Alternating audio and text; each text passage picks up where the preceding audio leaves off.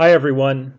Today's lesson is going to deal with number one, being introduced to the six trigonometric functions, as well as looking at how we evaluate the six trigonometric functions at certain angle measures. And today's lesson in particular is going to utilize one approach, which is utilizing the unit circle. So we're going to talk about how we can construct the unit circle and how we can use the unit circle to evaluate our six trig functions at certain angle measures. So let's start by defining what the unit circle is. So the unit circle is defined as a circle with radius 1 whose center is located at the origin. So its equation is given by the equation x squared plus y squared is equal to 1. Okay, and if you guys remember, like back a long time ago when we looked at circles, circles had equations of the form x minus h squared plus y minus k squared is equal to r squared.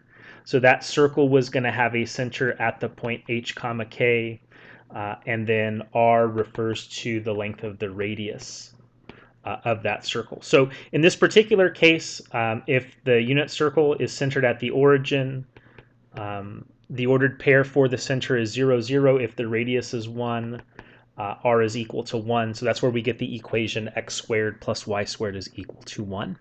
Okay, so we have our six trigonometric functions.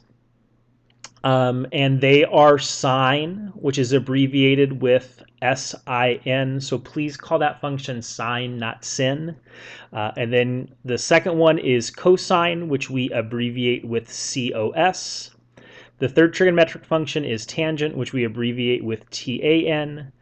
And then the next three are cosecant, which we abbreviate with csc. Secant, which we abbreviate with SEC, and cotangent, which we abbreviate with COT. And we're going to take a look at later in this unit, like the relationship between these six trigonometric functions. And I have them listed in this way because you're going to see later on that sine and cosecant, those are reciprocals of one another. Cosine and secant are reciprocals of one another. And tangent and cotangent are reciprocals of one another as well. So we'll take a look at that in more detail as we continue moving through our unit. Okay, so what we're going to look at next is the first definition of our trigonometric functions utilizing the unit circle approach. Okay, so this definition states to let theta be a real number. So again, theta is going to correspond to an angle measure. And we're going to let the ordered pair x comma y be a point on the unit circle corresponding to angle theta. Okay, so again, theta is going to be a real number, so that's going to be an angle measure. And then we're going to have a point xy represent a point on the unit circle corresponding to that angle measure theta. Okay, so with that said, we're going to define our six trigonometric functions as follows. All right, so the sine of angle theta is going to be the y-coordinate of the point on the unit circle. The cosine of theta is the x-coordinate of the point on the unit circle. We're going to define tangent of angle theta as y divided by x, provided that x does not equal 0. And as we said earlier, cosecant, secant, and cotangent, those are the reciprocals of sine, cosine, and tangent respectively. So cosecant is going to be the reciprocal of the y value, which is 1 over y, provided that y does not equal 0. The secant of angle theta is 1 over x, provided that x does not equal 0. And the cotangent of angle theta is x over y, provided that y does not equal 0. Okay, so what I've done down below is I've done my best to make myself a unit circle. Again, it's not the best circle, but it doesn't have to be in the coordinate plane. And what I've done is in each of the 4 quadrants, I've marked the midpoint of the arc. So I'll go ahead and like put that dot in red so you guys can see. Okay, so the midpoint of each arc is going to be the dot in red. And then what I've done from the midpoint of each arc is I've gone a third of the arc down and a third of the arc up in both directions. Okay, so those are going to be the dots in green. So if I go a third of the arc down and a third of the arc up from the dot in red in each of the 4 quadrants, that's going to give me these remaining points here in green. In addition to that, we have our points in black here. So the points in black are going to be points that lie on the unit circle but touch an axis, either the x-axis or the y-axis. Okay, so what we want to do is we want to take each of those points and we want to find an angle measure that corresponds to each of those points. And then once we find the angle measure, what we want to do is take what we learned in the last lesson regarding 30, 60, 90 triangles and 45, 45, 90 triangles and use those to come up with the coordinates of the points at each of those 16 points on the unit circle. So let's identify the angle measures first. Okay, so I'm going to do them in degree measure first. Okay, and I'll do that in red. So angles that are on the positive x-axis are 0 degrees. The positive y-axis is 90 degrees.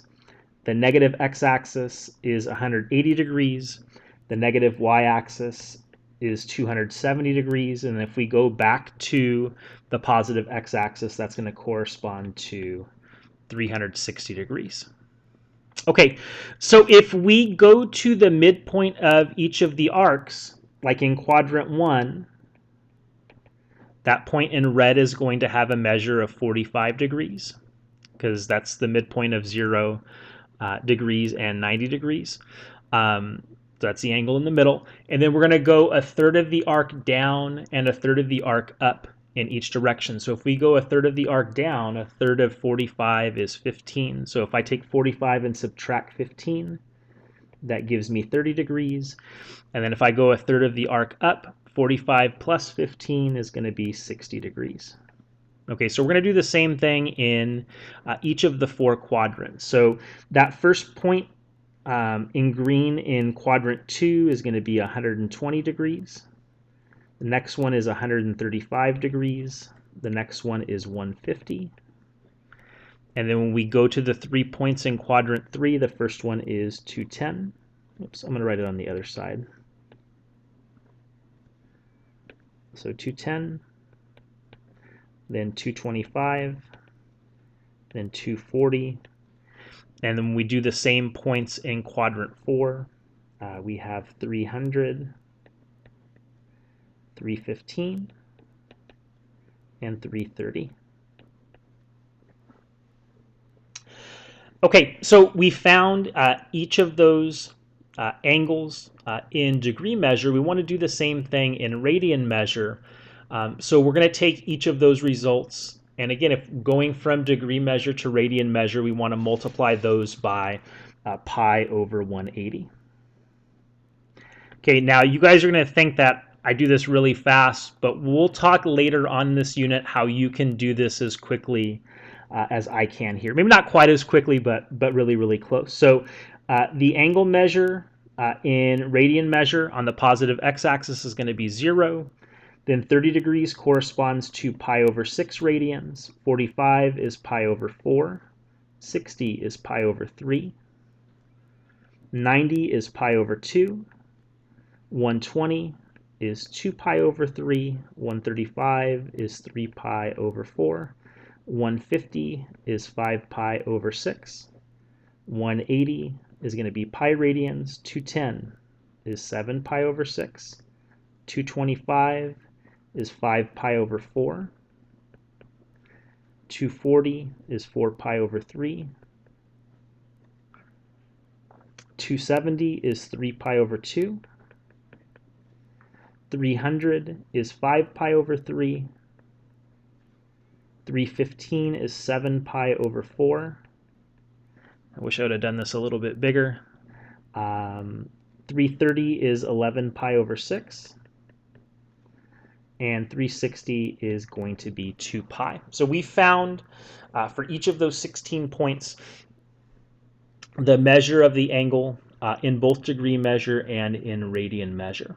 Okay, so what we want to do next to finish off the unit circle is we want to find the coordinates of the point on the unit circle that corresponds to each one of those angle measures. So the points that we're going to start with here are the points that either lie on the x or y axis, because those are the easiest ones for me to determine. So if I take the point on the positive x-axis, if that point is going to be on the unit circle, then the coordinates of that point are going to be 1, 0.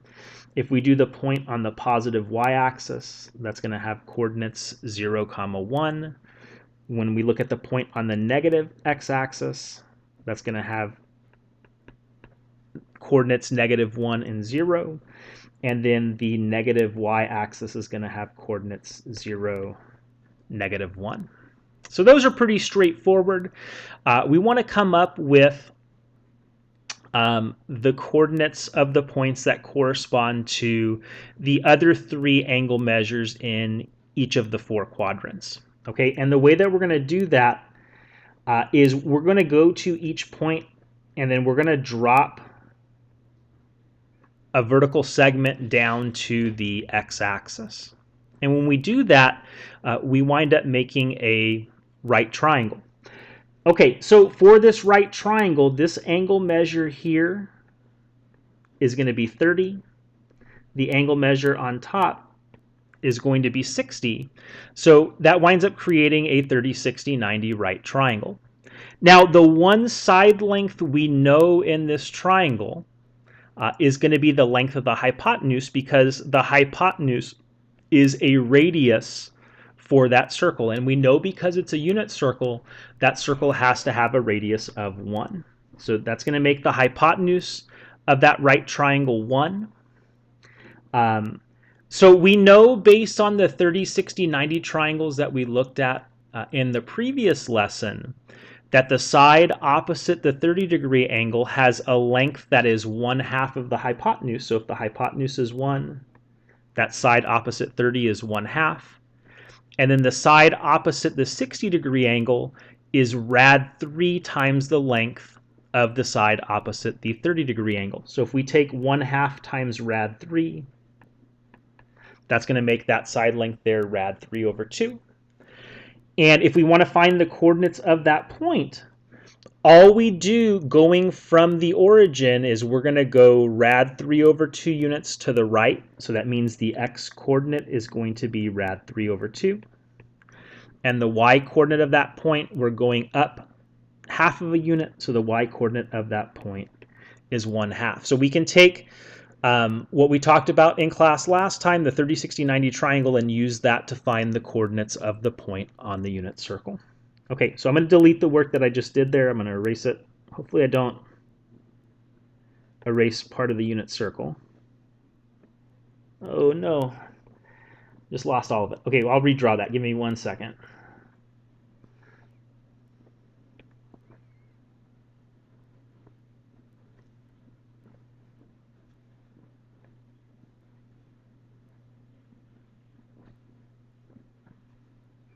Hopefully I don't do that again.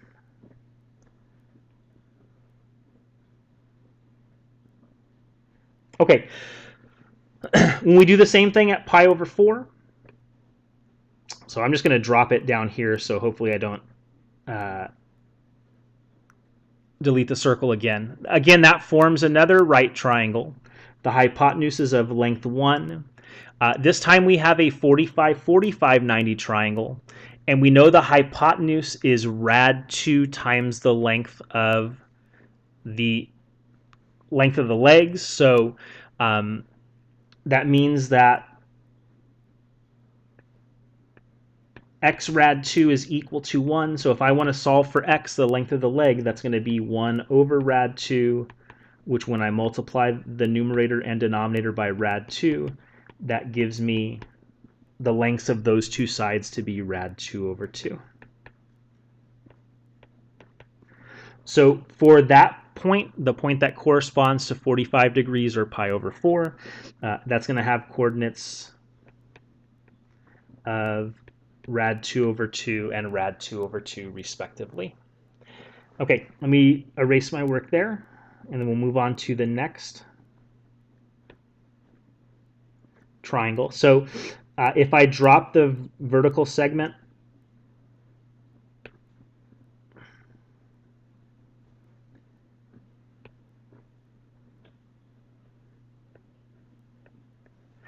down to the x-axis there, again I have a 30, 60, 90 triangle where the angle at the origin is going to be 60, this top angle is 30. So the hypotenuse is 1, that makes the horizontal side 1/2 and the vertical side rad 3 over 2. So the coordinates of that point are going to have an ordered pair of 1/2 as the x coordinate and rad 3 over 2 as the y coordinate.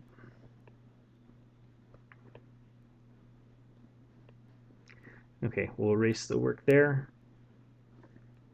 And then I'm going to do one of the points in quadrant 2, and then I'm going to have you guys fill in the rest of the unit circle. Okay, so if I take this point here at 120 degrees or 2 pi over 3, again, I'm going to drop the vertical segment.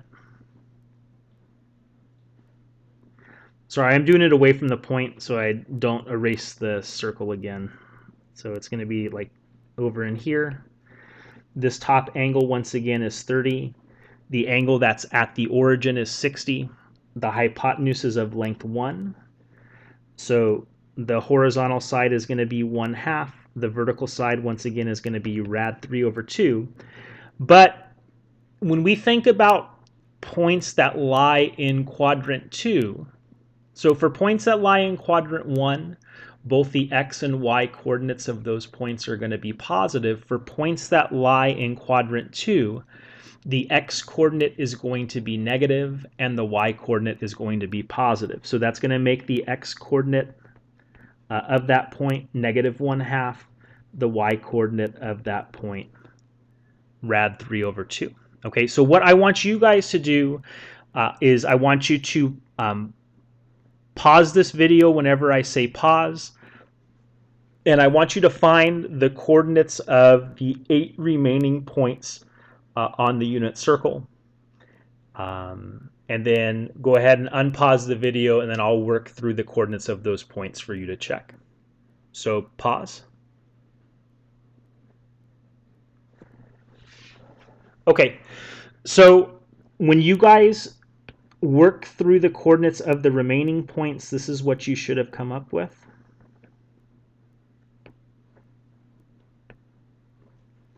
Sorry, let me fill in that segment. Okay, so at 135 degrees or 3 pi over 4 radians, you should have gotten negative rad 2 over 2, rad 2 over 2. For 150 degrees, it is negative rad 3 over 2, 1/2. For points in quadrant 3, both the x and y coordinates are negative, so you should have found that point at 7 pi over 6 to be negative rad 3 over 2, negative 1/2. At 5 pi over 4, it's negative rad 2 over 2, negative rad 2 over 2. At 4 pi over 3, it's negative 1/2, negative rad 3 over 2. And then in quadrant 4, every point in quadrant 4 has an x coordinate that's positive and a y coordinate that's negative. So at 5 pi over 3 or 300 degrees, you should have found the x coordinate to be 1/2, the y coordinate to be negative rad 3 over 2.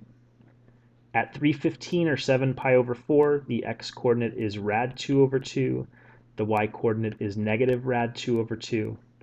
And then at 11 pi over 6 or 330 degrees, the x coordinate is rad 3 over 2, the y coordinate is negative 1/2. And those are going to give you your 16 points that lie on those angles on the unit circle. Okay, so we're going to go ahead and stop this video, and in the next video we're going to take a look at how we can use this unit circle to evaluate trig functions at certain angle measures.